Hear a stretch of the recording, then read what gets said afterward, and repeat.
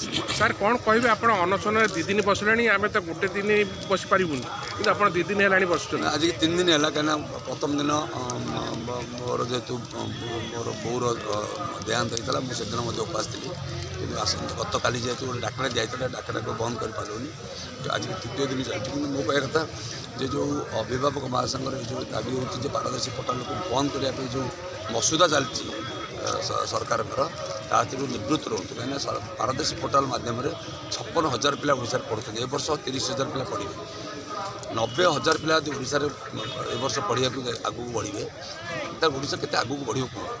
ତାକୁ ବନ୍ଦ କରିବା ପାଇଁ ଯେଉଁ ମସୁଦା ଚାଲିଛି ତାକୁ ଆମେ ବିରୋଧ କରୁଛୁ ତାକୁ ଘୁଞ୍ଚେଇ ସାରିଲାଣି କହୁଛନ୍ତି କିନ୍ତୁ ଏପ୍ରିଲ 3 ତାରିଖକୁ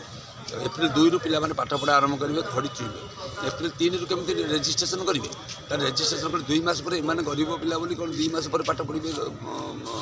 ପ୍ରାଇଭେଟ୍ ସ୍କୁଲରେ ପ୍ରାଇଭେଟ୍ ସ୍କୁଲରେ 2 ମାସ ପରେ କାହିଁକି ପାଠ ପଢ଼ିବେ ସେଇ ବିରୁଦ୍ଧରେ ଆମେ ଆଜି ବସିଛୁ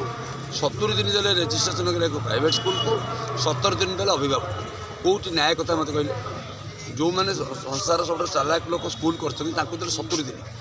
ଯେଉଁମାନେ ବୋକା ଲୋକ ଯେଉଁମାନେ ଜାଣିନାହାନ୍ତି ଯେଉଁମାନେ ଇଣ୍ଟରନେଟ୍ କଥା ଜାଣିନାହାନ୍ତି ସେମାନଙ୍କୁ ଦେଇଛନ୍ତି 17 ଦିନ